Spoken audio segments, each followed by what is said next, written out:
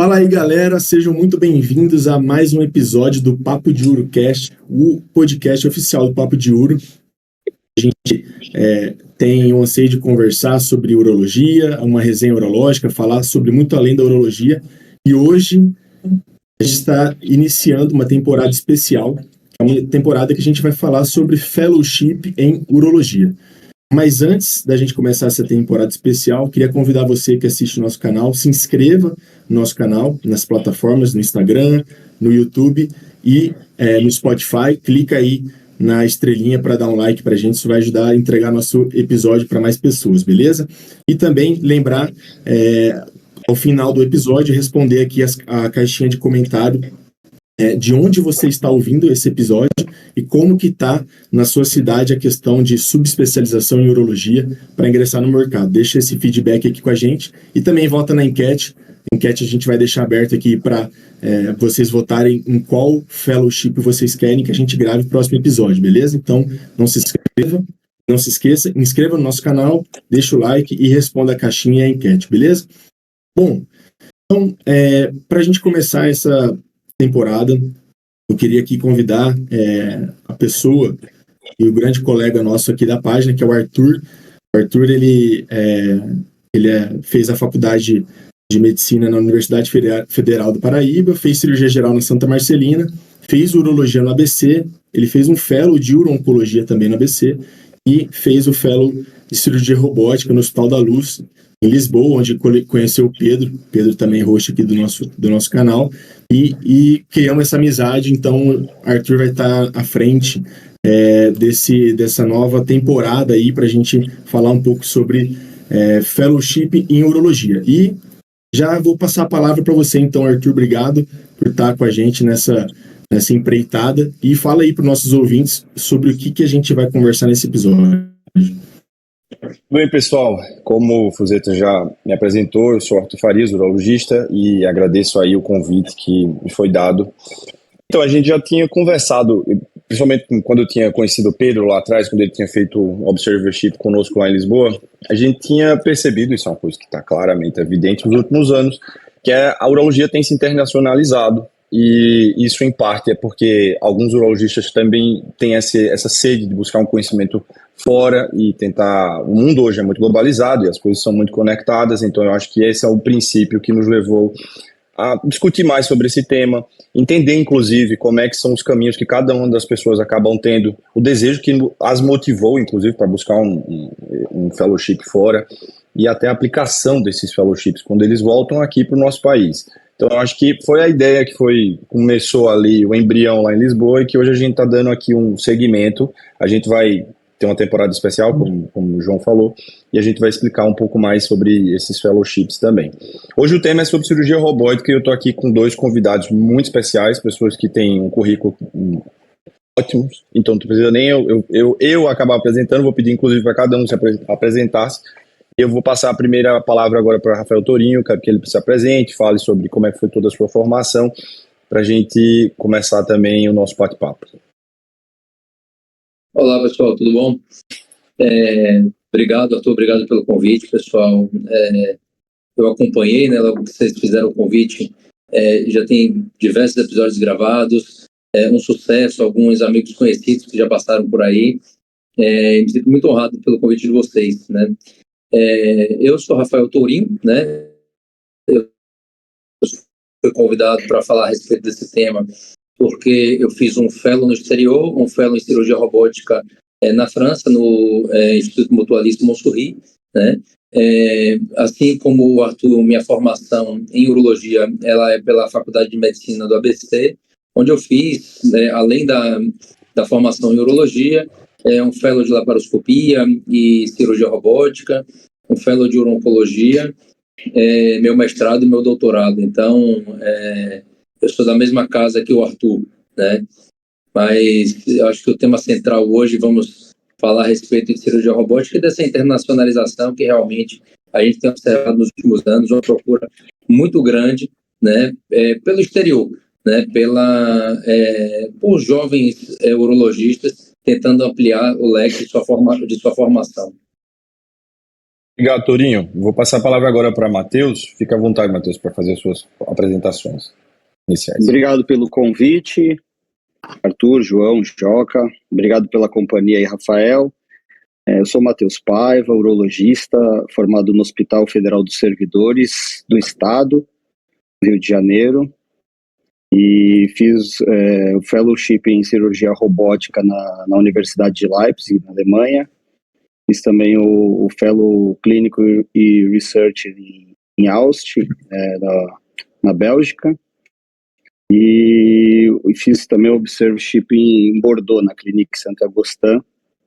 Também com esse mesmo objetivo do pessoal que está nos ouvindo de desbravar as fronteiras aí da cirurgia robótica, de entender como que a cirurgia funciona, como que o cirurgião se comporta, e em busca de aprendizado.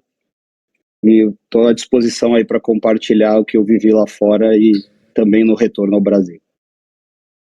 Pessoal, nessa primeira parte aqui que a gente vai falar, vai abrir o nosso bate-papo, eu queria falar com vocês, até começando com você, Matheus, como é que, assim, a gente sempre tem a certeza. Tem algumas pessoas que até eu comecei a conversar bastante sobre como é que foi o caminho, como é que chegou até começar o fellowship, enfim. Algumas pessoas têm um caminho meio árduo para chegar nisso, existem algumas dificuldades. Eu queria saber contigo como é que, antes de mais nada, como houve o interesse para a sub-área da cirurgia robótica, quando foi que surgiu isso, se foi durante a residência, em que momento da residência, e também, ou até antes disso, e também como é que foi teu caminho até tu chegar a esses teus fellows que tu fez. Basicamente é isso que eu queria saber. E tem tempo, hein? É muita coisa. O caminho é longo. O interesse pela cirurgia robótica surgiu ainda na cirurgia geral. Tinha um staff da residência de geral, fiz em Taubaté. E tinha um staff que ele aparecia ali uma vez a cada 6 meses, porque ele estava fazendo uns 4 anos um fellow no exterior para fazer robótica de biliodigestiva. Ali surgiu o primeiro interesse, e depois na residência de urologia eu fui contemporâneo ao treinamento que o Patel vinha fazer no Brasil. Então eu era R1 na época, e lá nos servidores nós selecionávamos os casos que iam ser operados pelo aqueles cirurgiões que estavam sendo treinados ali no Hospital Samaritano do Rio, e tinha o programa equivalente aqui no 9 de julho em São Paulo. E aí a gente selecionava, o paciente era nosso, a gente acabava acompanhando o pré-operatório, a cirurgia robótica e o pós. Então ali já no R1 eu comecei a enviar cartas de interesse para fazer um fellow. Depois, no R2, eu fui fazer fiquei 3 meses de licença em Denver, no Colorado, fazendo uro-oncologia, e não tinha robô no hospital que eu fui, fiquei extremamente frustrado. Mas lá surgiram alguns contatos, entre eles o Aurus Dourado, que tinha ido para esse mesmo hospital de Leipzig, pela Universidade de Leipzig. Ele tinha ficado 45 dias lá, tinha um contato próximo com o chefe do serviço, nos colocou em contato. Também, na AUA daquele mesmo ano, em 2015, eu encontrei o professor Motri e pedi pessoalmente para ele uma vaga. E vários outros lugares que eu também apliquei, fiz cartas e que foram recusadas, ou que no meio do caminho tivemos algum problema de documentação, etc. Aí, quando foi aquela parte da greve geral dos hospitais federais, ali no final do governo Dilma, o hospital que eu fazia residência entrou em greve, a gente ficou ali praticamente sem atuação, e aí eu reativei esses contatos, e quem me respondeu prontamente foi o Jin-Zu Stolzenberg, lá de Leipzig. Eu poderia ir. Fui, terminei ali os últimos meses que faltava da residência lá, e recebi uma proposta para voltar, para trabalhar no Brasil. Voltei, trabalhei numa equipe ali do Hospital Sírio-Libanês, mas quando eu cheguei percebi que os 4 meses que eu fiquei lá não estava pronto para ser um cirurgião robótico, e E aí a segunda saga foi trabalhar, juntar dinheiro para ir de novo. E aí nessa de ir de novo e aprender, a gente entra naquele círculo que a hora que você começa a fazer alguma coisa, o dinheiro acaba, você precisa voltar. E aí voltava e o consultório não tinha o volume que necessitava para dar sequência no desenvolvimento técnico. Então, nisso aí eu fiquei 4 vezes, eu fui e voltei para a Universidade de Leipzig e ficava 3 meses aqui, 3 meses lá, 4 meses aqui, 4 meses lá. Quando foi em 17, eu fui para essa vaga do professor Motri, na Bélgica, e encontrei essa mesma equipe da Alemanha que eu tinha ido previamente num congresso. Eles me convidaram para voltar para a Alemanha. E aí muda completamente a situação, porque quando você é convidado, você não precisa mais pedir por uma bolsa, você não precisa mais pedir por um lugar para ficar. Então, quando as pessoas têm interesse em ter você por perto, algumas facilidades começam a acontecer, né? E aí que foi quando as coisas aconteceram, que fiquei 1 ano lá, aí esse 1 ano tinha bolsa, tinha uma posição, tinha uma meta de cirurgias por dia, e acabou que isso é importante falar para as pessoas que querem fazer um fellow, que é importante que a gente esteja lá, que a gente desbrave, né? Uma oportunidade dessa não vai surgir você estando aqui no Brasil, esperando, mandando e-mails. Então, assim, lá na Universidade de Leipzig, 2 pessoas foram embora para outros hospitais contratados. Tinha 5 cirurgiões robóticos, eles ficaram com 3 para 3 robôs. Então, considerando que a pessoa tem folga, congresso, ambulatório, o robô ficava parado, né? Eles precisavam de alguém que já estivesse do meio para frente da curva, né? E isso, o médico não vai te chamar aqui no Brasil para você ir para lá. Então, as coisas acontecem realmente quando você está ali oportunizando, né? Então, isso foi super interessante. Eu consegui essa vaga foi muito bacana. Eu fiquei 1 ano, operei 124 próstatas inteiras, né? Então tinha relatório de tudo. Tinha 3 chefes que eram excelentes, me colocaram numa posição ali que na hierarquia eu só respondia a eles e ficava praticamente só no centro cirúrgico. E aí, em 2018, pude voltar para o Brasil e trabalhar. Ainda depois disso voltei mais 2 meses para lá, para cobrir férias dos colegas, depois de 1 ano. E quando voltei, descobri uma profissão que eu nunca imaginei, porque quando a gente vai fazer um fellow, a gente vai em busca de conhecimento, em busca de resolver o nosso problema e o problema do nosso paciente no consultório. E aí, quando voltei, percebi que tinha um monte de colegas que estavam na mesma situação que eu aqui, tentando conhecimento, tentando fazer uma curva de aprendizado. E aí eu descobri uma profissão que é o proctor, né? Que você ajuda os colegas e você entende ali as dificuldades que eles têm, a mesma dificuldade que eu tive também. E foi dessa forma aí que, para abreviar, que eu fiz as 5 vezes em Leipzig, 1 vez na Bélgica, mais 45 dias em Bordeaux. E vai lá, Rafael, conta aí para nós. Matheus, ótimo você ter conseguido resumir tudo isso em tão pouco tempo, foi espetacular. E uma coisa que acho que a gente teria como aprendizado, eu acho que da sua trajetória, primeiro, a gente tem que ter, se a gente quer fazer um fellow fora do Brasil, a gente vai ter que ter talvez mais de uma modalidade para conseguir isso, mais de uma arma para conseguir isso. É praticamente um tratamento multimodal para conseguir um fellow, né? Porque a gente precisa ter um network muito forte quando a gente está fazendo vai para um evento fora, para um congresso fora. A gente tem que acabar também tendo contatos muito bons, chefes que nos abram portas. Eu acho que a sua trajetória acaba resumindo um pouco quais são as possibilidades que a gente pode ter para conseguir um fellow fora do Brasil. Outra coisa também importante, que eu acho que claramente dá pra gente ver aí, é persistência, né? A gente tem que ter muita persistência para conseguir algo, e a gente consegue claramente perceber que, apesar do uma clara diferença entre o ensino e cirurgia robótica, que isso é muito, muito, muito, muito claro mesmo, fora do Brasil e o que a gente vê aqui no Brasil. Então, acho que isso muda muito, e até as oportunidades também acabam sendo diferentes nos Estados Unidos e Europa do que o que a gente vê aqui.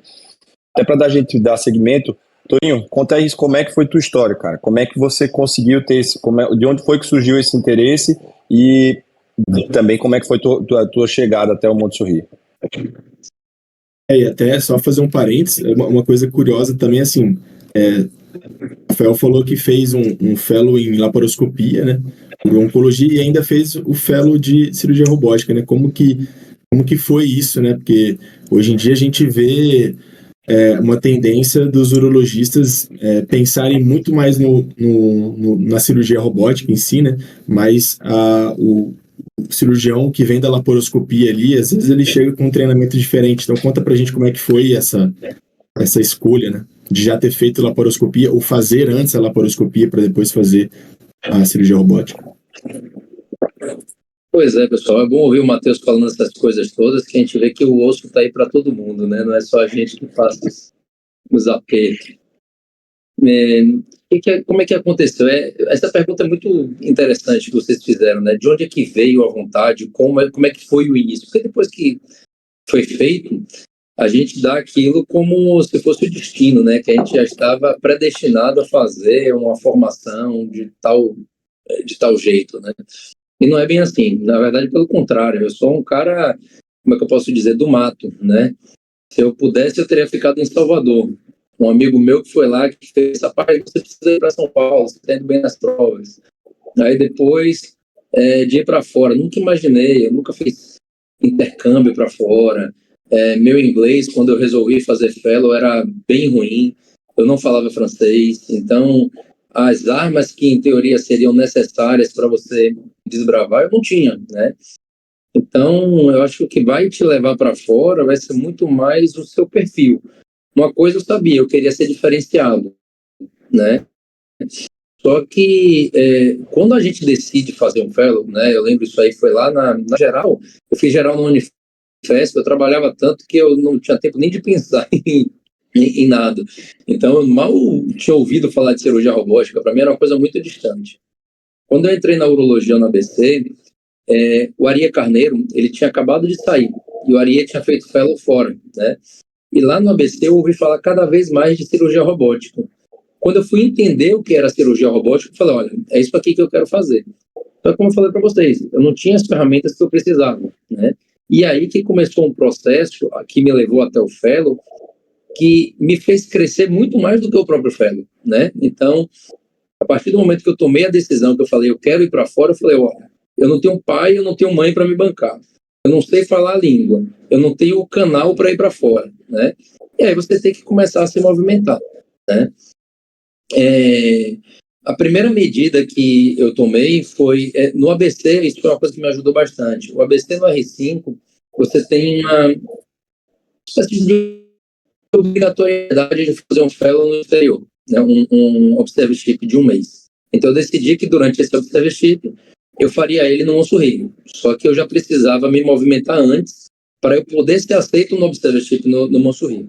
Eu conversei com o Ariê, que me ajudou muito, conversei com o Tobias, que conhecia o Rafael Salas, conversei com algumas pessoas próximas, né, que tinham esses contatos, porque você disparar e-mail, você pode ser aceito, você pode não ser aceito. Então você tem que buscar as pessoas ao seu redor que tenham a conexão mais próxima. Por que eu escolhi o Monsurrio? Eu escolhi o Monsurrio porque era o local que eu tinha mais acesso, né? E terminou que era uma grande instituição, né? Isso facilitou muito a vida. Eu fiz esse observership no R5, né? Eu fui passar um mês lá e isso não me dava garantia nenhuma de que depois eu poderia fazer o fellow. Então, no momento que eu fui, o que eu pensei? Eu falei, olha, me deram uma oportunidade. Para eu garantir o fellow, eu tenho que dar alguma coisa em troca. E olha como são as coisas. Até aí, eu muito pouco tinha feito em pesquisa, né? E eu falei, como é que eu posso ajudar? Vou fazer pesquisa. Cheguei lá no D1, eu virei para o Rafael, obrigado pela oportunidade de estar aqui. Eu não quero sair daqui desse um mês sem ter feito uma pesquisa com vocês. Ele olhou assim para mim e falou, esse cara é muito doido, né? Chegou aqui, já está... Né? Ou então ele vai pedir, não vai fazer nada, está querendo se mostrar aqui, dizer que vai fazer algo, mas em um mês ele vai fazer alguma coisa. E aí eu fiquei enchendo a paciência. Ele não me deu o tema da pesquisa durante 15 dias e todo dia eu ia lá, Rafael, eu preciso de alguma coisa. Ele falou, vamos pensar em alguma coisa de recorrência bioquímica. Eu falei, tá bom. Dia seguinte, Rafael, vamos fazer o que de recorrência bioquímica? Nada. Aí eu levei a ideia. Falei, tem isso aqui. Porque eu imaginei que a gente ia usar dados do Monsurri. Quando ele falou alguma coisa de recorrência bioquímica, eu abri a ideia para 1000 coisas e levei ela para ele. E aí ele achou interessante. A gente fez um paper, foi o primeiro paper que eu escrevi em inglês. Eu lembro que eu levei uns 2, 3 meses escrevendo esse paper, mas diariamente, assim, eu não sabia escrever, né? Hoje, pelo menos, tem o ChatGPT para ajudar, né? Na época não tinha. Né? Então, e quando eu consegui entregar isso para ele, que inclusive hoje é o paper mais citado que eu tenho, é engraçado, né? Hoje, se eu for ler, eu vou fazer um monte de crítica ao paper, mas é o paper mais citado que a gente tem. Quando eu consegui entregar isso para ele falou, olha, eu imagino que ele tenha pensado, esse cara é diferenciado, esse cara não veio aqui só de passagem. Eu entreguei o paper, no e-mail que eu mandei o paper pronto, eu falei para ele, eu mandei o paper aceito, eu falei, olha, eu quero ir para Monsurri, para quando é que tem vaga, posso ir? E ele me respondeu, com certeza, daqui a 2 anos. E aí, nesse meio tempo, que eu fiz o fellow de laparoscopia, que já era uma ideia, fazer o fellow do Tobias, que é lá do ABC, né? E fiz o fellow de uro-oncologia no ICAVC, para preencher esse tempo, né? Enquanto isso, e trabalhando. E aí apareceram diversas dificuldades que a gente pode conversar aqui um pouco mais para frente. Nesse momento eu já tinha filha, já era casado, né? Tinha que levar a família, não tinha dinheiro nenhum, né? Até 1 ano, 6 meses antes do fellow, não tinha dinheiro para ir para o fellow, né? Mas eu acho que são coisas que dá para a gente ir discutindo aí mais para frente. Boa, Torinho. Eu tive um pouco mais de sorte aí, porque acabei tendo também esse tempo para me planejar. Quando eu fui no intervalo entre o meu fellow de oncologia no ABC até ir para Lisboa, eu tive mais ou menos 1 ano e meio para me programar, e foi aí que eu consegui juntar dinheiro e tal. Mas falando exatamente sobre o fellow de cada um de vocês, até pode continuar com você, Torinho. Eu queria saber da parte de vocês, da tua parte, o que é que tu percebeu que teve de ganho, aquilo que a gente tem como objetivo. Quando a gente faz um fellow de cirurgia robótica, a gente quer saber operar. A gente quer encurtar a curva. Eu geralmente falo que a diferença mais ou menos de quem fez um fellow fora ou um fellow em qualquer outro lugar que você consiga operar e você está aqui praticando seus casos, aliás, tendo curva nos seus casos, é que sua curva encurta um pouco mais quando você faz isso. Mas, ao meu ver, muita gente que está no início, todo mundo está na curva. Então, todo mundo ali está ganhando experiência. Você tenta fazer isso, você encurta um pouco o tempo até você chegar a mais proficiência. Eu queria saber contigo qual era a rotina do teu fellow, o que é que você percebeu lá como ganho, e até uma coisa também importante, o que é que você nem esperava perceber como ganho e você obteve lá, fora da cirurgia robótica? Olha, quando eu decidi ir, eu calculei os custos, e eu vi que era muito caro, né? Caro de não estar trabalhando, do que você vai gastar lá. Então, eu pensei, rapaz, é isso mesmo, eu quero ir para, eu quero ir para esse fellow. E aí eu comecei a somar todas as coisas que o fellow poderia me agregar. Então, antes da gente falar do fellow em si, né, é engraçado que eu recebi uma ligação no começo dessa semana, um colega de Brasília que está indo para o Monsurri, e a dúvida era justamente essa, né? Quanto que vale a pena, quanto que te acrescenta? Eu acho que se você vai sair daqui para ir para o exterior, vai gastar tempo e dinheiro, né? Você tem que tentar explorar ao máximo sua experiência, né? E aí não é somente ir lá para virar cirurgião robótico. Eu comecei a agregar o aprendizado de uma língua, levar a família, minha filha ter a oportunidade de ir para o exterior, passar esse tempo lá com a gente, colocar pesquisa dentro do fellow, né? Aprender não somente cirurgia robótica, mas as outras coisas que tivessem por lá. Então, eu me interessei por biópsia transperineal, me interessei pelo microultrassom, me interessei pela terapia focal, né?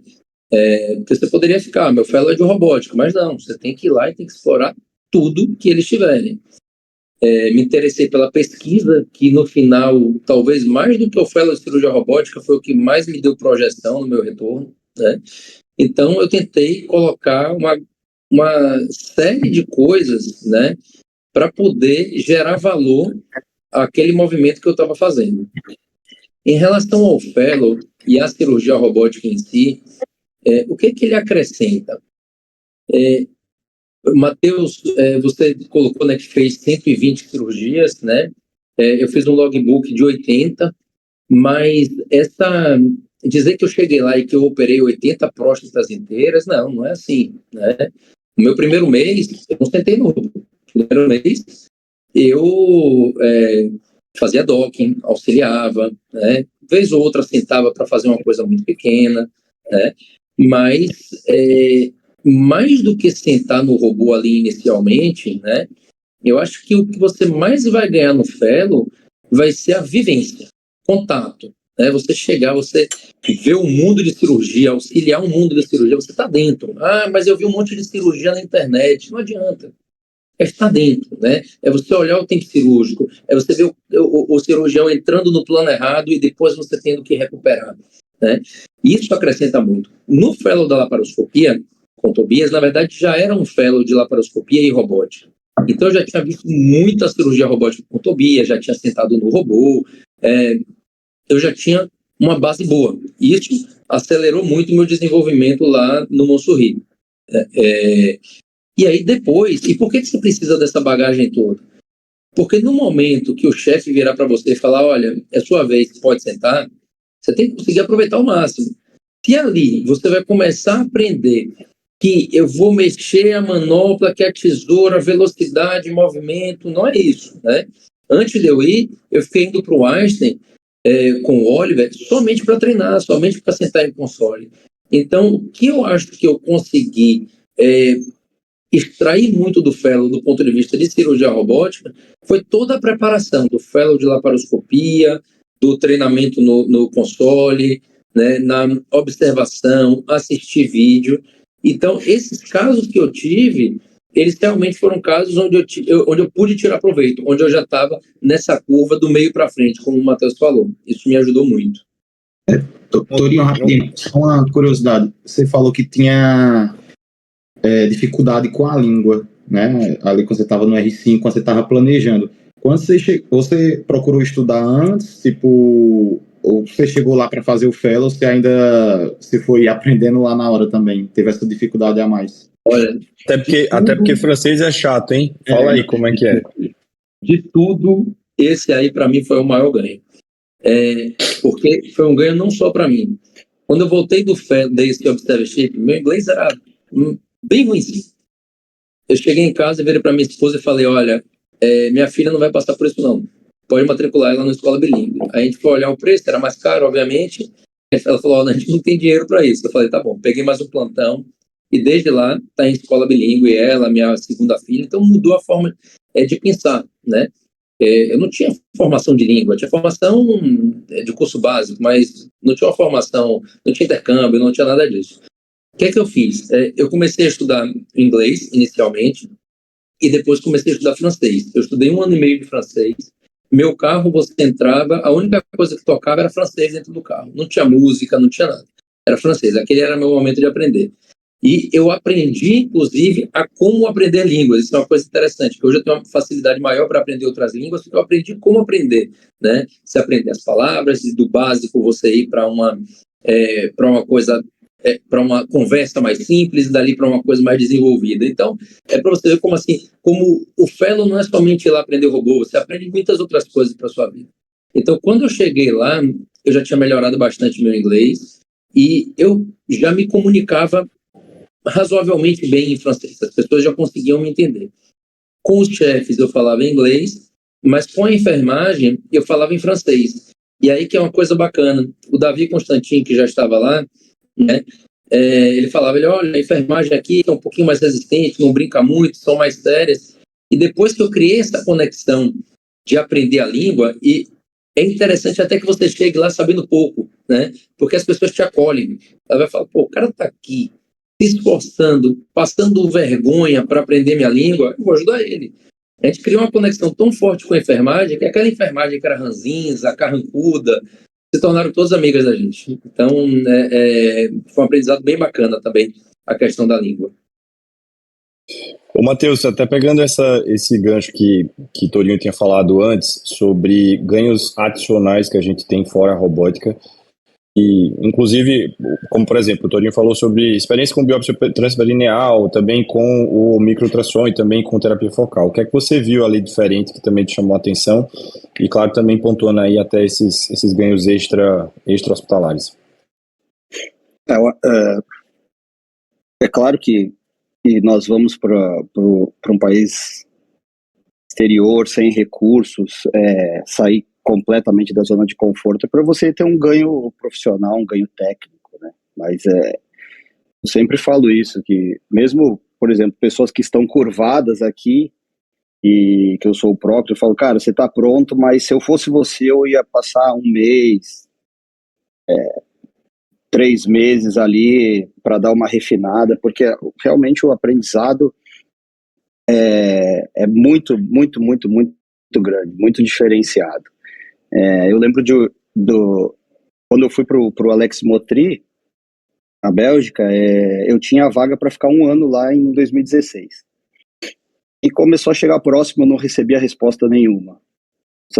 Nunca tinha ido um brasileiro, não conhecia ninguém. E aí eu falei, poxa, eu não vou, né? Não vou.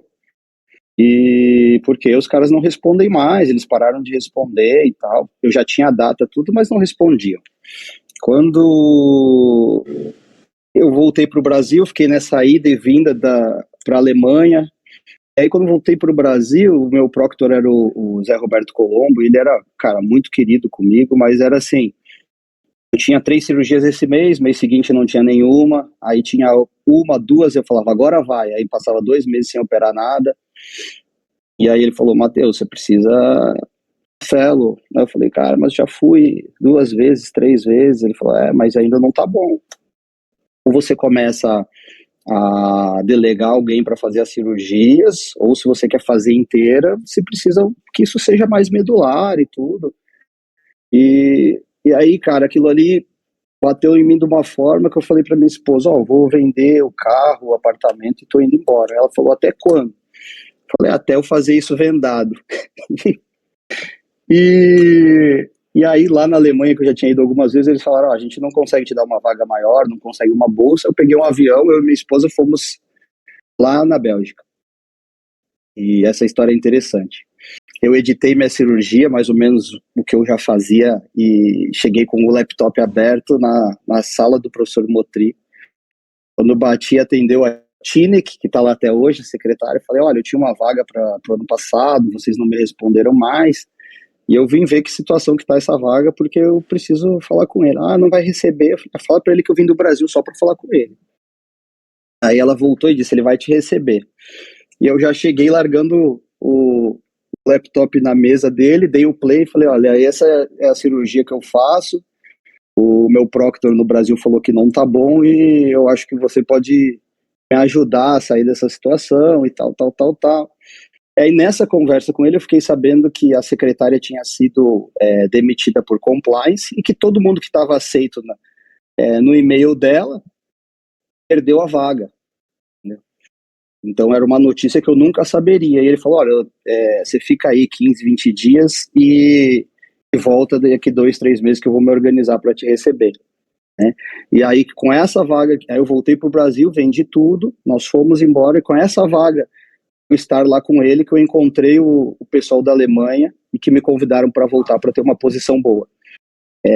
Então, esse aprendizado de você vencer os desafios, de você se colocar e o respeito que você adquire. E de repente você se coloca numa situação lá fora que você percebe que as pessoas estrangeiras te respeitam mais do que as pessoas no teu próprio país.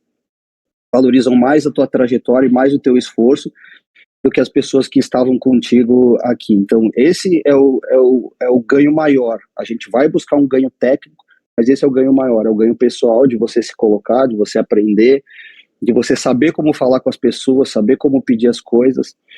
E um outro episódio maravilhoso que um chefe me chamou para jantar na casa dele, e eu fui jantar e tava a esposa, as filhas, e ele começou a corrigir ali a questão dos talheres e tal, tava uma mesa posta, e, cara, o Torinho falou que é do mato, então eu era o índio, cara, eu não falava, não falava o idioma direito, não sabia me portar, apesar de vir de uma família super humilde, mas que sempre valorizou a educação, né? Minha avó é uma mulher nascida em 1942, negra, e que tem um doutorado em filosofia. Então, a minha família sempre foi uma família que estudou, sempre foi uma família que buscou estudo, mas nunca teve recursos. Então, eu não tinha uma formação em línguas, eu não tinha uma formação em etiqueta, apesar da minha família valorizar isso. E aí ele começou a me corrigir no jantar, e a minha esposa tinha voltado para o Brasil, ela é lá da Faculdade de Medicina do ABC também, é endoscopista de lá, e ela voltou para trabalhar porque o dinheiro tinha acabado. Então ela mantinha as coisas aqui e me mantinha lá. Ela ficava 20 dias aqui, 20 lá, e ela voltou para trabalhar, e eu liguei para ela e falei, olha, foi terrível o jantar, porque o cara ficou me corrigindo o tempo inteiro, como é que colocava o talher e tudo, eu fiquei extremamente constrangido e tal. Ela, o que tu falou? Eu falei nada, eu aprendi ali como é que coloca o talher e pronto. Bom, alguns dias depois ele me convidou para ir operar na Bulgária, para ajudar, para fazer para fazer a câmera, né? E aquela pessoa que a gente estava operando era tipo um príncipe de lá. E à noite, depois das cirurgias, a gente foi jantar num lugar que era da família real, né? Aí quando eu cheguei na mesa e vi os talheres daquela forma, eu pude entender aquele jantar anterior e aquelas correções, né? Isso foi uma grande lição de vida, porque se eu falasse bem o alemão, falasse o inglês muito bem, talvez eu tentasse me justificar, talvez tentasse explicar, ou tentar entender por que ele estava fazendo aquilo. Até pela minha simplicidade, pela humildade, pela situação que eu estava lá, sem dinheiro, sem falar a língua direito, me retraí. Aquilo me fez um bem que aquele cara me entendeu como uma pessoa humilde, que valia a pena investir, e ele estava me preparando. Então isso é muito interessante para a gente aprender que às vezes as pessoas estão fazendo algo para nos ajudar e o nosso ego, nossa arrogância não permite que a gente aprenda, que aquilo faça diferença na nossa vida. Mas muitas vezes as atitudes de pessoas mais velhas estão nos moldando para situações que vão nos colocar numa posição melhor, né? Esse mesmo cara que me treinou como comer os talheres, mês passado ele estava aqui, a gente fez um curso junto, me convida para ir esquiar com ele nas férias, já são 5 challenges em laparoscópio que eu participo da cirurgia ao vivo, então virou um amigo. E a esposa dele aqui na minha casa, há um mês e meio atrás, falou assim para mim, olha, ele sempre quis um filho homem, talvez você seja o filho que a gente não teve. Então é extremamente importante esse outro aprendizado. Quando você vai para fora, você ganha relacionamentos pessoais, você está fora da sua zona de conforto, então você faz amizades mais profundas, você aprende coisas que nunca te ensinaram, nem a tua família, nem teus professores, você tem tempo desse aprendizado, você vive uma experiência, uma cultura nova que você não teria a oportunidade se você estivesse aqui na sua casa, dando plantão e tocando sua vida como a gente toca hoje, né? Então, esse eu acho que é o principal ganho, apesar de isso não pode ser o motivo exclusivo para a gente sair, a gente tem que ter ganho técnico, mas a transformação quanto pessoa, enquanto caráter e visão de mundo, isso faz completamente a diferença quando você está fora do país e aprende uma nova cultura. Ótimas histórias, né, que a gente conseguiu ter aqui. E uma coisa que eu escutava muito lá em Lisboa era que um fraco rei torna fraco a forte gente. Então, uma coisa que eu percebi claramente assim é que a gente se confronta muito com uma cultura, para mim, beleza, Portugal, né, um pouco parecido com o Brasil, a gente até pensa que vai ser um pouco tranquilo, mas já é uma diferença brutal, imagino para vocês então, é uma diferença muito grande.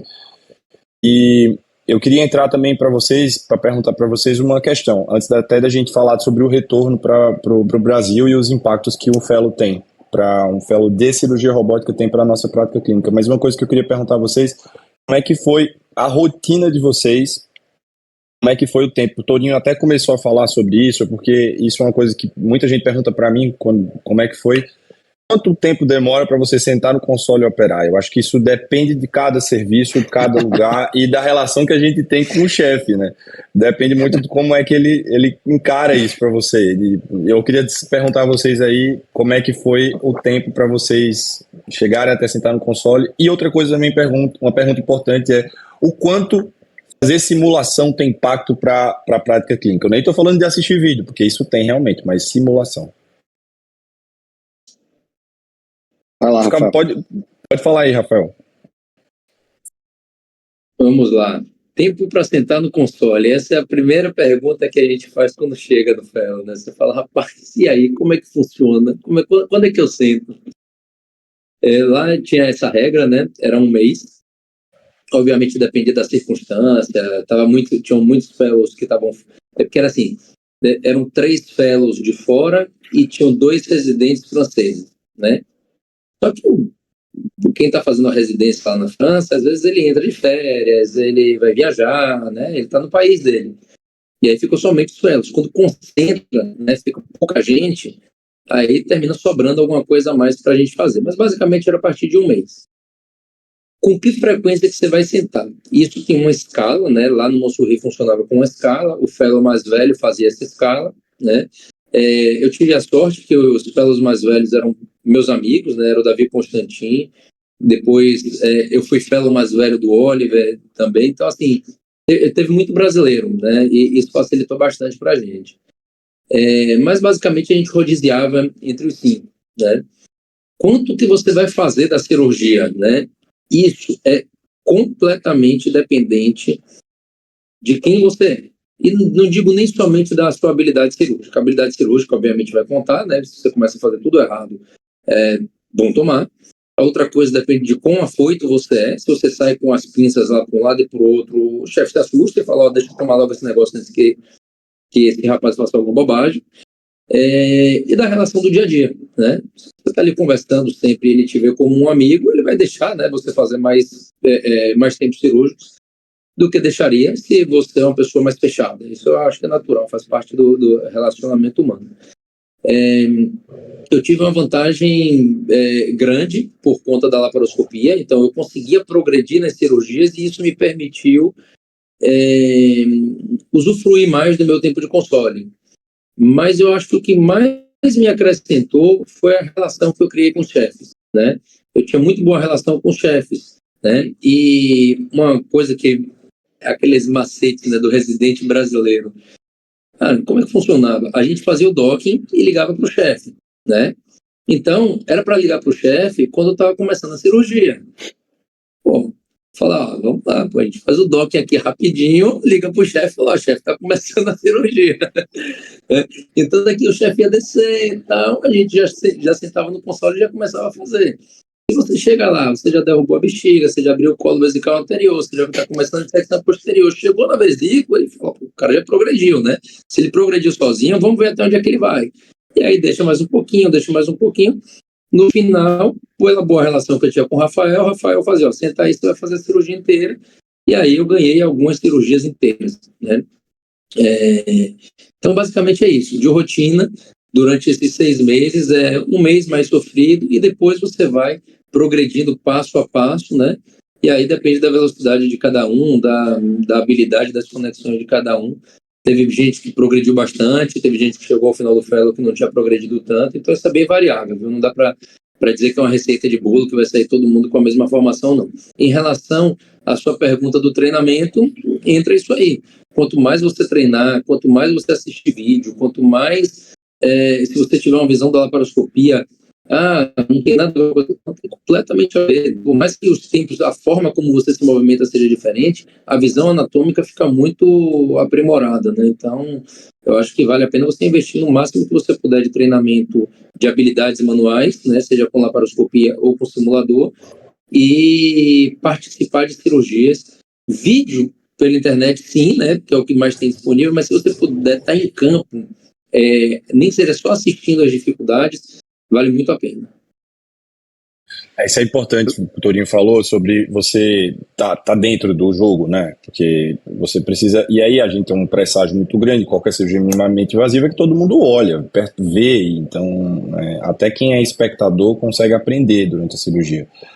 Outra coisa também que eu fiz essa pergunta em relação à simulação, porque claramente eu percebi uma certa melhora do meu rendimento quando eu fiz mais simulação. Eu acho que isso foi uma coisa que, para mim, até meu próprio chefe, Dr. Cris Mais, sempre falava isso, que era uma coisa muito perceptível. Então eu acho que isso é meio idiosincrático, né? Isso vai variar de pessoa a pessoa e de situação a situação, mas para mim funcionou muito bem.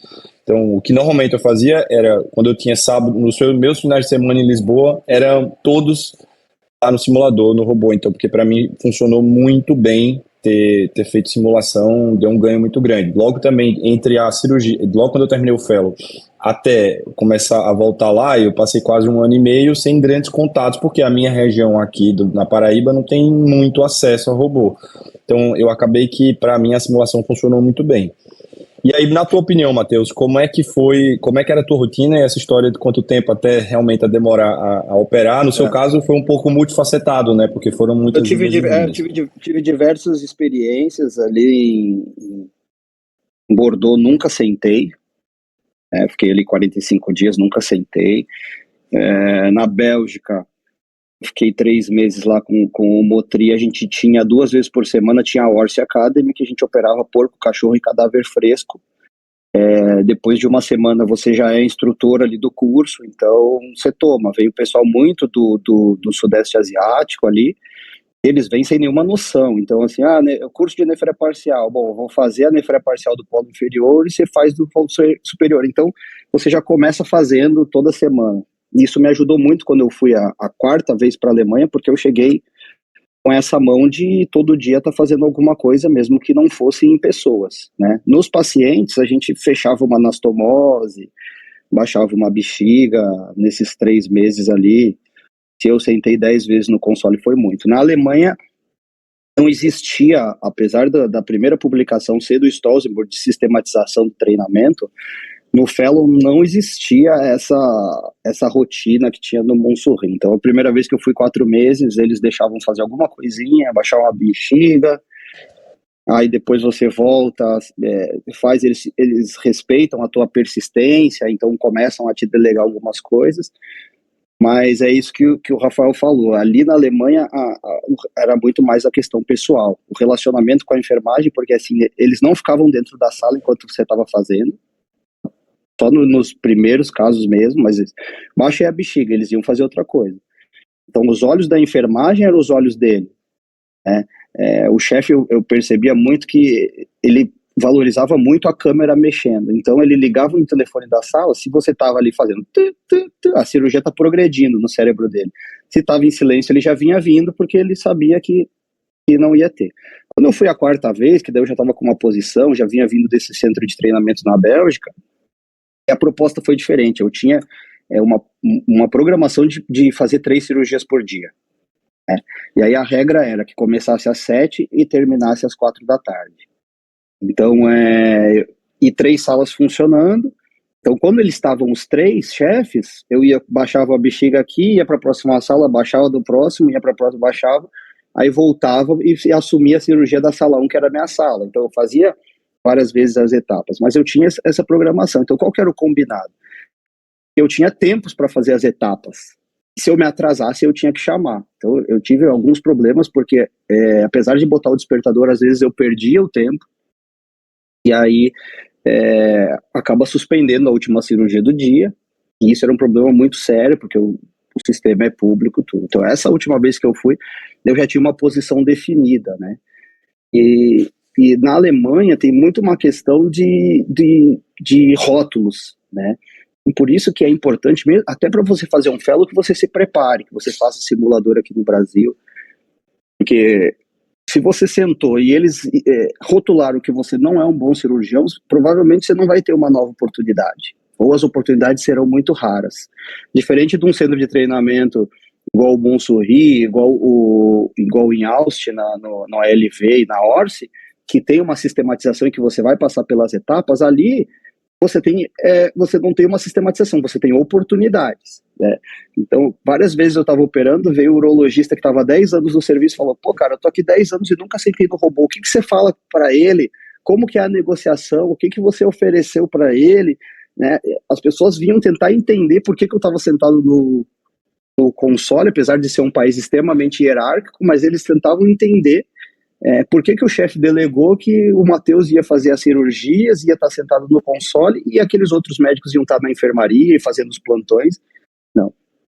Então a minha rotina era basicamente essa. Chegava, passava visita com os residentes nos pacientes do dia anterior, depois ia para o centro cirúrgico, preparava a primeira cirurgia. Se fosse minha, eu faria as etapas até quando eu aguentasse, eles vinham ver se a partir do momento que tivesse atraso em alguma etapa, eles assumiam, terminavam aquela cirurgia, eu recomeçava a próxima. E a gente tinha 3 por dia, né?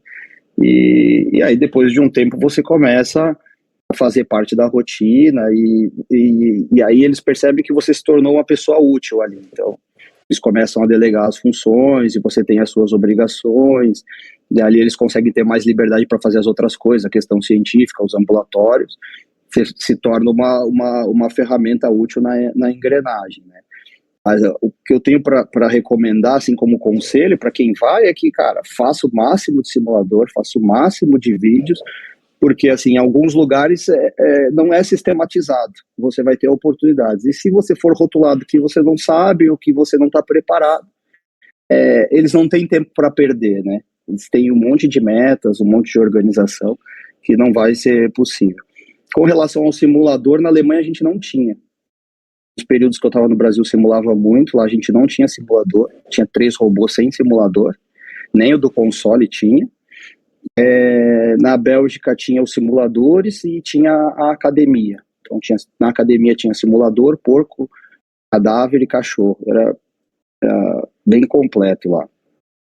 Inclusive, Matheus, eu também fiquei um tempo na Orsi porque faz parte um passo obrigatório do Fellow do Eros Currículo. Era um pouco parecido, inclusive, com isso que até Torinho falou. Era meio sistematizado, você tinha um tempo para começar e tinha uns métricos para você ir batendo e passando cada step da cirurgia. Depois você voltava ao anterior, enfim, era todo um processo. Isso é organizado aos moldes lá do que o pessoal do grupo do professor Alex Motri tinha feito. Até porque meu chefe também era de lá, então isso tinha muito a ver.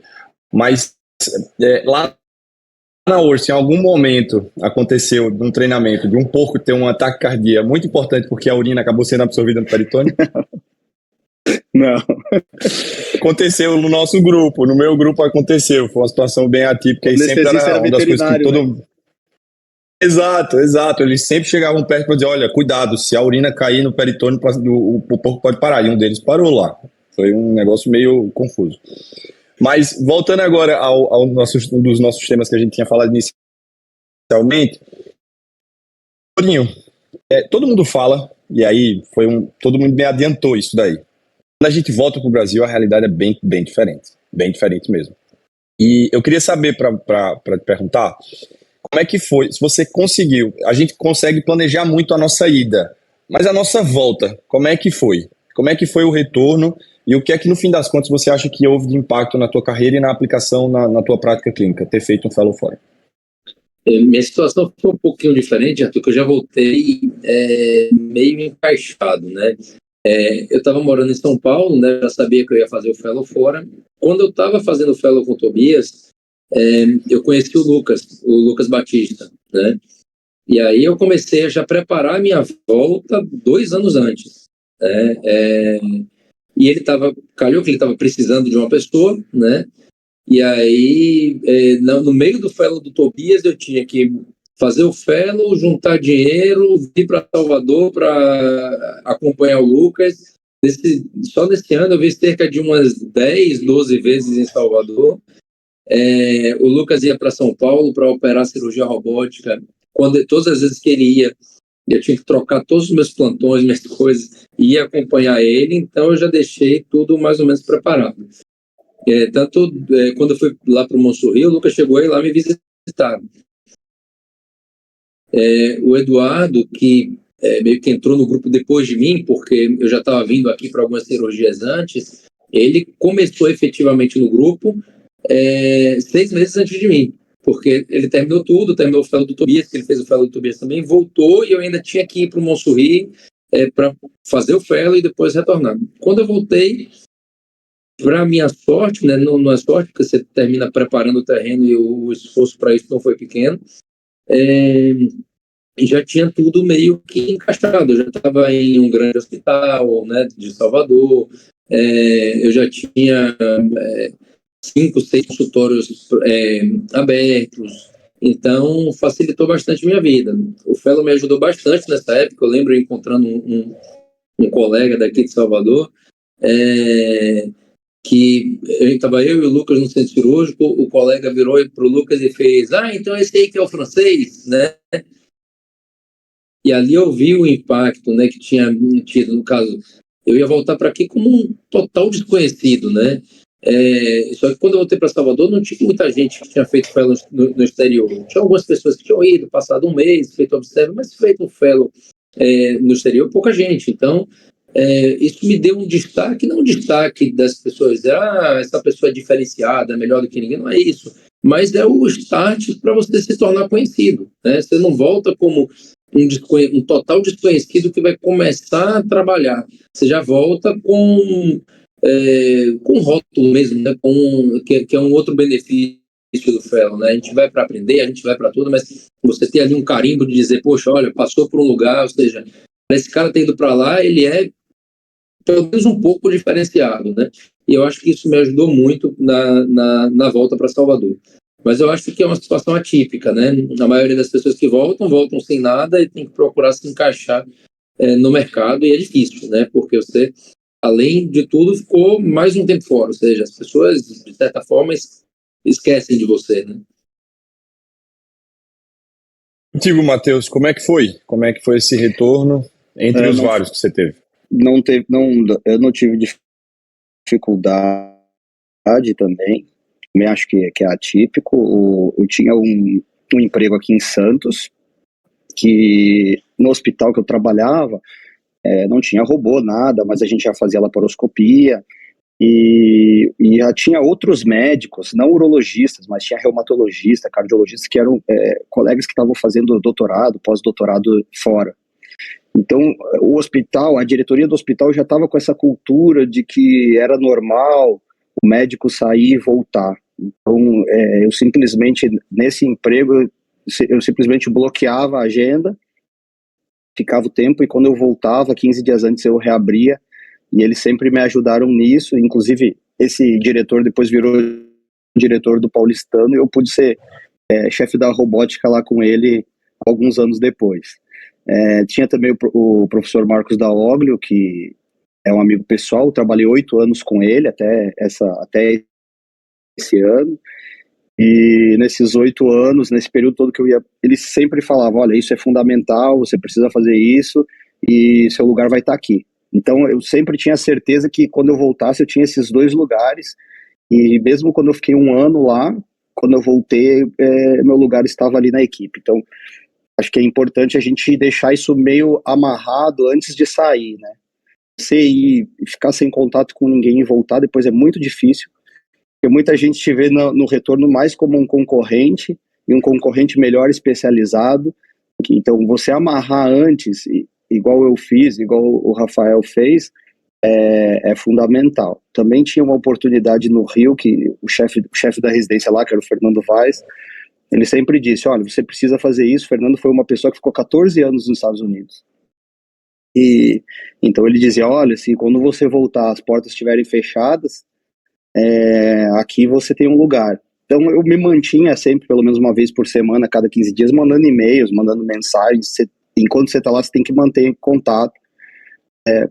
O pessoal fala muito isso na Europa, que os brasileiros costumam voltar, né? Eles ficavam muito incomodados, né? Por que os brasileiros voltam? Aqui tem uruguaios, tem argentinos, tem chilenos que estão aqui, que não vão voltar. Por que o brasileiro volta? Que tão bom que é esse país que vocês querem voltar?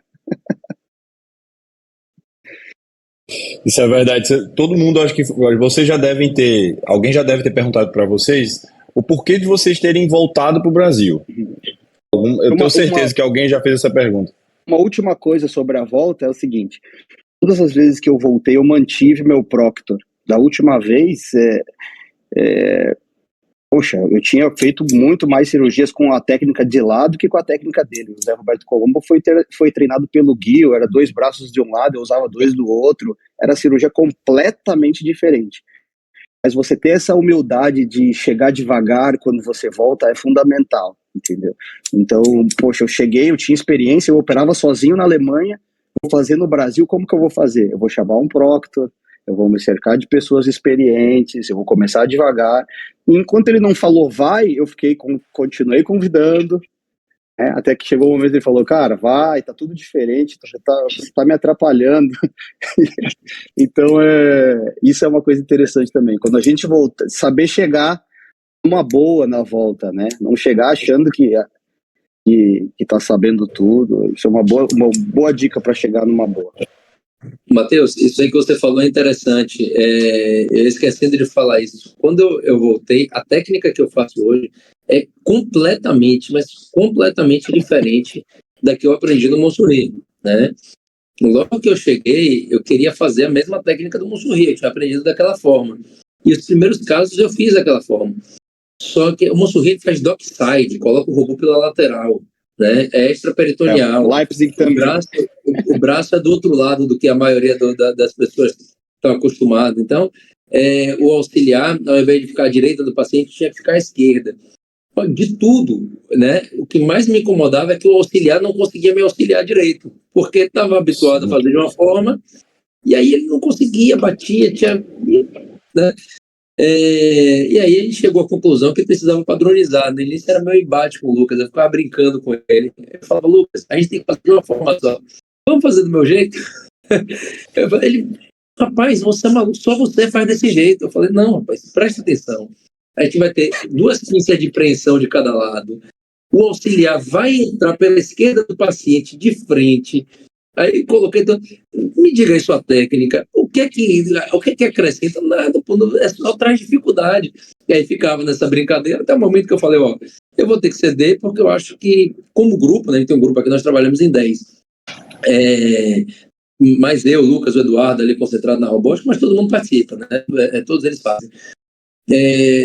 Como grupo, eu achei que a gente precisava ter uma padronização. Como o Lucas não ia ceder de jeito nenhum, eu falei, eu acho que eu vou precisar ceder, e hoje estou completamente ambientado e habituado. Eles trabalham bem com auxiliar direita, porque eu ainda não consigo. Para mim, auxiliar tem que ter a esquerda. Esquerda. Como é que era a técnica para vocês lá, Matheus? Conta aí, você falou que era diferente também? Era de dockside, era lateral, não tinha perneira, não botava o robô no meio das pernas, e a técnica aprendi os primeiros 12 casos que eu fiz aqui no Brasil, era perneira, robô no meio das pernas, 2 braços para a direita, então uma apreensão e a tesoura, e uma mão na esquerda.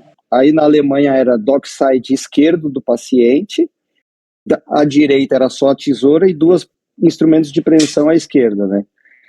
Isso aí dava um nó na cabeça do Proctor quando ele tinha que assumir a cirurgia, porque a gente também, quando volta, a gente quer operar, mas a gente quer o resultado. Você está oferecendo um procedimento particular, uma técnica diferenciada.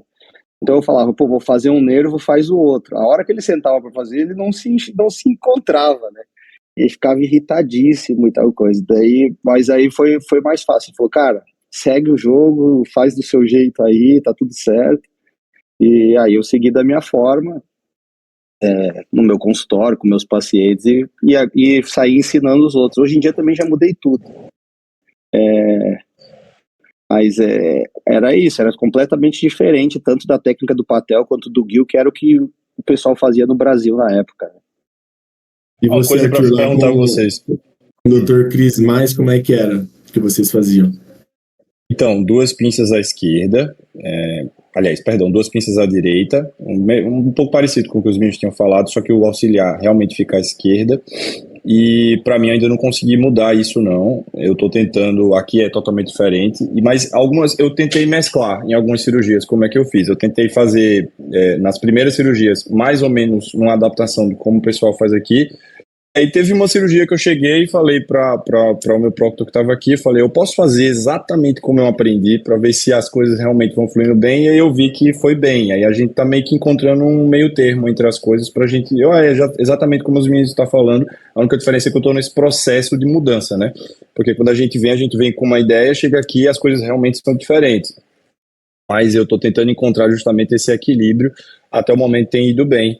Até porque Cris faz uma cirurgia também muito diferente dos outros, ele não usa clipe para nada, e a história começou inclusive porque teve um fellow anterior, bem anterior, um espanhol que não conseguia botar o clipe do jeito que ele queria, e ele passou a não querer aceitar clipe de jeito nenhum, e aí acabou que todo mundo aprende a fazer sem clipe, as coisas são mais diferentes, ele tem um rigor, assim como qualquer europeu, né, um rigor anatômico absurdo, e eu acho que a gente vem com uma cabeça, chega aqui a gente vê outra. Então, eu acho que é uma questão mais de equilíbrio para a gente chegar a um ponto de tentar ajustar as coisas. Eu tenho certeza que daqui a um tempo, talvez, como os meninos estão falando, talvez eu vá fazer isso, né? Eu mudei completamente. O meu momento é não. O meu momento é, eu estou tentando reproduzir muito do que eu tive e algumas coisas eu estou introduzindo. Uma coisa que eu ia até perguntar para vocês talvez, quando eu estava, aliás, antes de ir para o Fellow, eu sempre ficava pensando, isso é uma coisa que eu até quero passar para perguntar para vocês o que é que vocês acham. Eu sempre tinha um receio muito grande de oferecer robótica para os pacientes, porque eu tinha uma ideia de que eu não ia operar. Isso aí serve principalmente para urologista recém-formado, e o que tem interesse para começar a cirurgia robótica. Eu acho que a grande questão aqui que eu queria perguntar para vocês é, vocês acham que para a pessoa que quer começar a fazer cirurgia robótica, o fellow de cirurgia robótica fora do Brasil é essencial para você começar a sua curva, ou com muita coisa, conhecimento extra campo cirúrgico, a gente pode começar aqui no Brasil mesmo, por outras vias, e se na opinião de vocês, realmente assim, o fellow é obrigatório?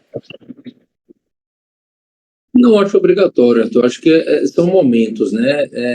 Eu fiz o fellow em 2018, você fez quando, Matheus?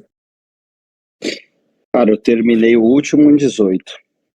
Pois é. Eu voltei então, pro Brasil em agosto de 18. A gente voltou junto, eu voltei em outubro de 18. Era um momento diferente, era um momento que a cirurgia robótica estava muito fechada, ninguém tinha acesso. Para você se certificar como cirurgião robótico através do hospital, você tinha que pedir era muito complexo, né? Hoje já está mais aberto, já tem centros que você consegue fazer uma formação. Eu acho que o fellow acrescenta muito, muito, muito mesmo. Assim, se tiver oportunidade, deve ir, o fellow no exterior. Agora, essencial, não, eu vou dar um exemplo novamente. O Eduardo, que fez aqui fellow de laparoscopia comigo lá com o Tobias. Eduardo para muito bem hoje robótica, ele não fez fellow no exterior, entendeu? Agora depende muito de qual é o nicho que você se encontra, né? Porque um grande facilitador foi, no retorno, por exemplo, para o Eduardo, é que o Lucas ele tinha um volume muito grande de robótica. Então a gente já entrava em uma grande quantidade de robótica. A gente entrou no hospital que a gente já tinha nossos próprios pacientes. Então chegou um paciente com próstata em um hospital que tem condição de indicar robótica, né? Um hospital bom aqui em Salvador. Então os pacientes eles têm condição de ir lá e de pagar a taxa do robô. Porque tem local que você vai retornar, se você não tiver acesso, você vai ficar fazendo uma cirurgia a cada 3 meses, aí realmente vai ser muito difícil de desenvolver. Mas se você estiver inserido em um local onde você consiga gerar um volume mínimo ali, né, de estar fazendo ali umas 2 no mês, né, já começa a conseguir engatinhar, e aí ao longo do tempo, seu consultório vai crescer, você vai fazer um volume maior e vai ganhando essa curva. Cara, eu acho que o cara que não faz um fellow fora atingir a curva é um sacrifício muito grande, cara. Sacrifício muito grande. Ou você tem que, sei lá, ser filho de um cara que tem um baita volume e ele vai te dar os pacientes para tu operar. Os fellows que tem no Brasil, os staffs ainda estão fazendo a curva naqueles pacientes, entendeu? A gente tem fellow aqui, os pacientes são particular, cara. O fellow não vai operar o paciente inteiro. Então, para você ter essa vivência, você tem que estar com um paciente institucionalizado. E onde tem paciente institucionalizado? um volume para fazer a cirurgia, é você conseguir uma posição na Europa e com raras exceções. Meu pai tem um consultório muito grande, ou você já é um cara que está... eu fiz proctoria de alguns colegas em Santa Catarina, que eu fiz proctoria de cara que tinha 500, 600, 700 cirurgias prostatectomias laparoscópicas, entendeu? Então acho que para esse cara, que ele conhece anatomia, que ele já faz uma cirurgia de excelência, ele não precisa de um fellow, apesar de recomendar e de achar que ia fazer bem para ele, mas não é fundamental. Para quem não tem esse volume de consultório, não tem esse paciente, ou não tem alguém para indicar, ou não está numa equipe que você está com um cirurgião mais velho que está querendo te passar aqueles casos para você fazer a curva, é muito difícil, porque olha, no consultório, eu fazia aquilo que eu falei, operava 2, 3 no mês, depois passava 2 meses sem operar. E, cara, você não vai adquirir a excelência, por mais destro que você seja, por mais habilidoso, mais estudioso, você não vai adquirir a excelência de uma coisa que você faz 2 vezes por mês. Né? E outra coisa, é uma cirurgia que sai caro ainda para as pessoas. Então você não pode fazer o cara gastar esse dinheiro e oferecer uma qualidade que seja subótima. Então, eu acho que é fundamental para a maioria das pessoas. Com as exceções, é o cara que é super habilidoso, é o cara que já está numa curva, que já está com volume, com consultório cheio, ou que vai herdar os pacientes de alguém. Esse ponto é muito bom, Matheus, porque é o seguinte, a gente está diante de um cenário no Brasil em que a gente acaba tendo os pacientes para fazer cirurgia robótica no serviço privado, porque nós não temos ainda um serviço público que tenha uma disponibilidade assim, extensiva de cirurgia robótica, e isso não faz parte do nosso sistema único de saúde, diferente de alguns outros serviços fora, em que a realidade é completamente diferente. Europa e Estados Unidos, a gente vê residente nos Estados Unidos operando, então a gente vê muito os programas de fellow muito fortes na Europa. Então, aqui a gente não tem essa realidade, isso é muito importante para ser dito, e o caminho realmente é muito longo para quem quer ficar por aqui. E o nosso ensino de cirurgia robótica no Brasil ainda precisa também permear muitos anos para conseguir chegar nos níveis que a gente tem fora. Então eu acho que isso é um aviso que a gente tem que deixar claro para o pessoal, para quem quer realmente fazer cirurgia robótica, que o caminho é árduo, independente do lugar que a pessoa vá, mas existem alguns caminhos um pouco melhores para a gente trilhar, para a gente conseguir essa proficiência. Até porque isso que você falou também eu acho muito importante. Eu tinha muito receio de indicar cirurgia robótica porque eu tinha uma percepção muito clara que, primeiro, eu não ia fazer, e segundo, que a gente acaba sendo muito convencido, e eu tenho certeza que vocês foram, quando a gente está fazendo fellow, que a gente está fazendo uma cirurgia que a gente consegue oferecer o melhor possível para o paciente. Eu acho que isso é uma coisa que é muito clara, que foi muito claro para mim. Eu disse, olha, eu estou vendo aqui do jeito que o meu chefe opera, eu estou começando a fazer a cirurgia do jeito que ele opera, tentando fazer meio que um espelho, e eu vejo meus pacientes no pós-operatório e eu estou vendo resultados muito bons, coisas que eu não consegui, inclusive, porque do mesmo jeito Torinho, eu vim de uma escola muito forte em laparoscopia, que é o ABC, que a gente já tinha noções de robótica, mas muito forte em laparoscopia, e que mesmo lá a gente não conseguia ver resultados tão bons quanto eu vi lá em Portugal. Então eu acho que para mim foi uma coisa que eu fui convencido a lutar pela técnica, na verdade. Só que esse caminho é muito difícil a gente conseguir fazer isso por aqui pelo Brasil. Então eu acho que e até eu peço para vocês alguns conselhos para quem está querendo, assim, quem tem interesse em cirurgia robótica. E basicamente eu acho que é mais uma ideia que a gente pode passar para esse pessoal que está aí se formando, que tem interesse em robótica, que até tem interesse em fazer um fellow. Quais conselhos vocês dão para o jovem urologista? Fala aí, Rafael. Olha, a primeira coisa é deixar claro, né, para quem está querendo fazer a cirurgia robótica, está concluindo agora uma residência de uro, é que o caminho é difícil. E que é bom ser difícil. Porque se não fosse difícil, todo mundo faria. Né? Então, o Matheus contou um monte de perrengue que ele passou, eu contei também uma série de coisas que precisou fazer. Eu fazia ambulatório de 7 horas da manhã até 10 horas da noite, nos dias que eu estava off, né, para conseguir juntar dinheiro. Então, assim, o caminho ele é duro, mas é bom que seja assim. Se preparar, né? Se preparar vai de networking, se preparar vai de treinamento, de visão, né? Entrar em cirurgia, treinar a mão com simulador. Hoje a facilidade de simulador é muito maior do que era na minha época. Eu tinha que atravessar a cidade do ABC para ir no Einstein para conseguir fazer o simulador, ficava 30 minutos, 40 minutos e voltava para o ABC. Então, hoje tem uma facilidade muito maior. E definir se realmente é o que você quer. Porque depois que você definiu, você colocou na cabeça, você falou, olha, eu quero fazer um fellow de cirurgia robótica, o resto você vai fazer. Se você está trabalhando muito para conseguir fazer isso, se você tem que fazer seu treinamento não sei onde, isso aí pouco vai importar, porque você criou um propósito. Então, com um propósito, as dificuldades você vai superar com facilidade, né? E é isso, né? Fortalecer o network, porque você não vai conseguir, é muito difícil você conseguir chegar lá sozinho.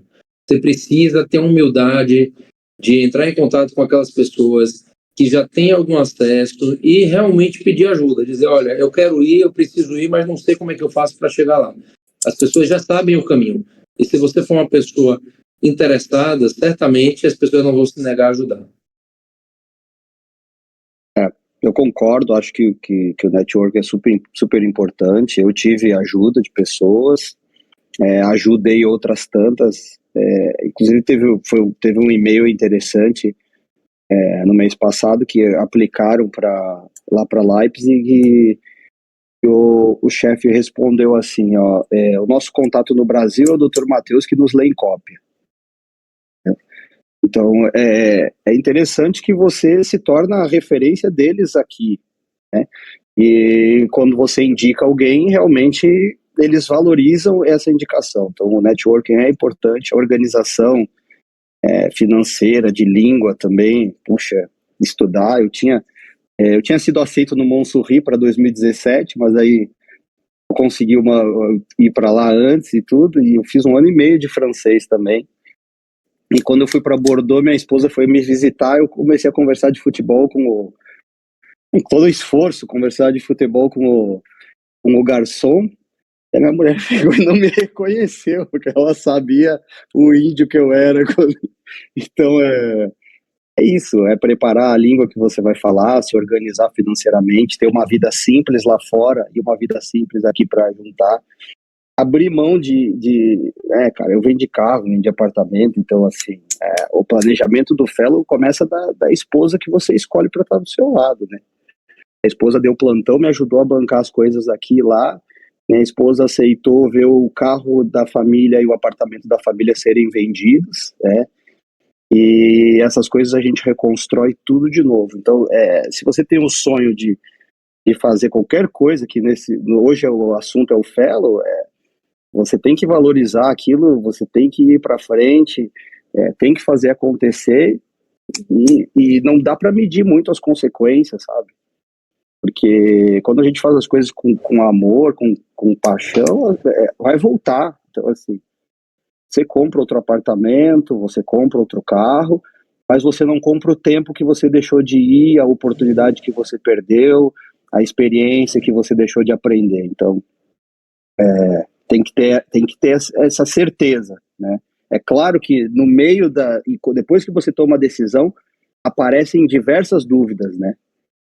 Mas é por isso que você tem que estar em contato. Como o Rafael falou, network, você vai falar com pessoas que vão te explicar como que era a rotina, como que era a vida, você vai ver a vida daquelas pessoas como foi transformada, né? Então quem via a minha vida o perrengue antes de eu fazer o fellow e ver a qualidade de vida que eu tenho hoje, percebe que valeu a pena em todos os aspectos, desenvolvimento pessoal, desenvolvimento financeiro.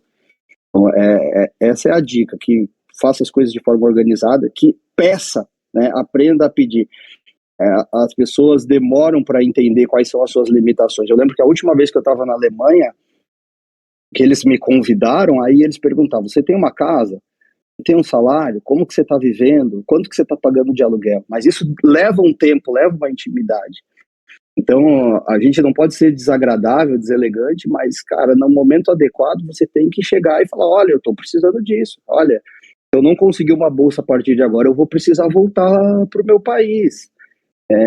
Eu preciso, olha, o lugar que eu moro tá caro, você consegue me ajudar de alguma forma?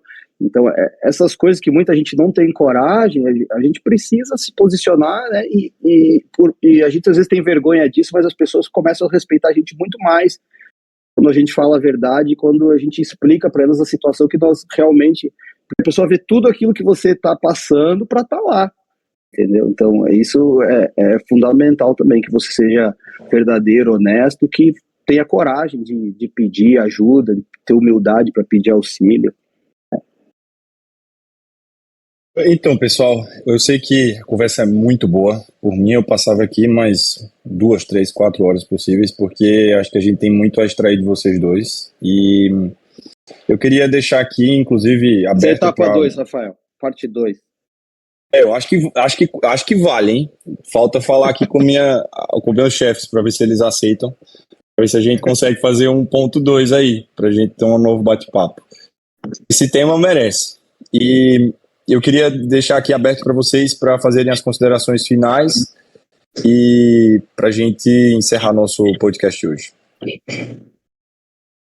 Começa, Torinho. Vai lá, Matheus. Cara, dizer que tem que fazer, não tem jeito. Olha, quem não fez o fellow vai te dizer que não faz diferença, é tudo a mesma coisa, mas faz completa diferença. Tanto da esfera profissional quanto pessoal, as amizades que você faz, o crescimento, a abertura de mente, contato com outras culturas, tem que... Tudo isso volta em dobro, em triplo, depois como crescimento pessoal. Então, todo esse sacrifício volta e você vê a sua vida passando em frente, vale a pena cada pedaço. Então, a consideração final é que o fellow faz a diferença na vida, a gente, a formação, a cultura, e nos torna pessoas completamente melhores. Vai lá, Rafael. Quando me perguntam, você acha que é importante que eu devo fazer um fellow? A primeira coisa que eu falo é, entenda seu perfil, né? Não é todo mundo que saiu da residência de urologia que agora é obrigado a fazer um fellow, tem que ir. Não. Gente, o cara quer ser urologista e que quer fazer o feijão com arroz, quer tocar a vida dele, vai operar as cirurgias de cálculo, RTU, a vasectomia, vai levar a vida numa boa, bacana, não tem problema nenhum em relação a isso. Agora, se você é uma pessoa que quer se desenvolver, né, quer romper as barreiras, quer saber até onde você pode chegar, né, você quer ter um crescimento profissional, né, ao longo de sua carreira, eu acho que você tem que buscar se diferenciar das diversas formas possíveis, né? E o fellow, sem dúvida, o fellow no exterior, sem dúvida, é uma delas, né? Você vai se diferenciar com a sua formação acadêmica, você vai se diferenciar com o que você assume como gestão, com o que você como você se relaciona com as sociedades, mas em termos de formação técnica, um fellow no exterior vai agregar bastante. Então, assim como o Matheus, né, claro que depois que a gente fez, que já passou os perrengues, que já foram embora, veja seu perfil, veja sua condição, e é mais altamente recomendável. O aprendizado vai muito além daquilo que você foi lá aprender. No caso da gente, robótica, né? O aprendizado vai muito além disso. E some, né? E some coisas. Some, como a gente falou aqui no início. Some uma língua, some o máximo de oportunidades. Tente somar na sua experiência para você ter um desenvolvimento muito além daquilo que você foi buscar. É isso, pessoal. Quero agradecer a presença de Matheus e de Torinho aqui conosco. Nosso primeiro episódio dessa temporada do Papo de Urocast. E eu quero deixar, inclusive, aqui aberto para eventuais dúvidas que qualquer ouvinte tenha. Para a gente sempre, a gente vai manter contato com eles e a gente acaba passando essas dúvidas para eles. Enfim, discussões, dúvidas, a gente vai ficar aberto. Agradecer o tempo de todo mundo aqui hoje para a gente discutir sobre cirurgia robótica e fellow de cirurgia robótica fora do país. Desde já a gente deixa em aberto para os próximos episódios e agradecer o tempo de todo mundo. Valeu, pessoal. Foi sensacional, viu? Perfeito. Arthur, só uma coisa. Deixar aberto para o pessoal, quem quiser mandar, a gente termina não falando essas coisas aqui na discussão, mas quem quiser mandar uma mensagem perguntando, e aí, quanto custa? Essa era uma dúvida, essa foi uma dúvida grande que eu tive, e que ninguém sabia me dizer, né? Quanto é que custa, né? É melhor não saber, Rafael. Cara, É melhor não saber. Eu acho que essa pergunta foi pro final, justamente. Ponto. A gente deixou essa pro final para não desanimar a galera, entendeu? É melhor não saber. É um apartamento, um carro, é o que você tiver. Então, pessoal, para quem tem dúvida quanto é o custo de fazer um fellow fora do Brasil, a gente vai deixar tanto o contato do Matheus quanto o Torinho para sanar esses problemas para vocês. E a gente acaba explicando se precisar. A gente passa a planilha do Excel. Compartilha a planilha. Bom, é isso aí, mais, pessoal. Boa noite. É isso aí, galera. Então, queria agradecer demais em nome do Papo de Uri e todo mundo que esteve aí, compartilhar essas experiências. Sempre é muito bom e a gente poder disponibilizar isso aí para o ouvinte também, que tem muita dúvida, poder ter esse acesso mais de perto e, enfim, essas experiências incríveis aí para o crescimento pessoal e também para trazer a comunidade urológica para conhecer tudo isso. E queria também lembrar que o aviso que eu deixei no começo do episódio, se você não é inscrito no canal, segue lá a gente no @Papo de Uro, em todas as plataformas e no Spotify, Papo de Urocast. Lá a gente vai deixar uma caixinha de comentário para você comentar de onde você está ouvindo a gente e como é que está aí na sua cidade essa questão da subespecialização em urologia para ingressão no mercado. Também vou voltar na enquete, a gente vai deixar sobre qual o próximo fellowship que vocês querem que a gente grave. Então, é isso aí. Se inscreva no nosso canal. E muito obrigado e até a próxima. Valeu. Valeu, pessoal. Obrigado. Um abraço. Valeu, pessoal. Obrigado mais uma vez por estar.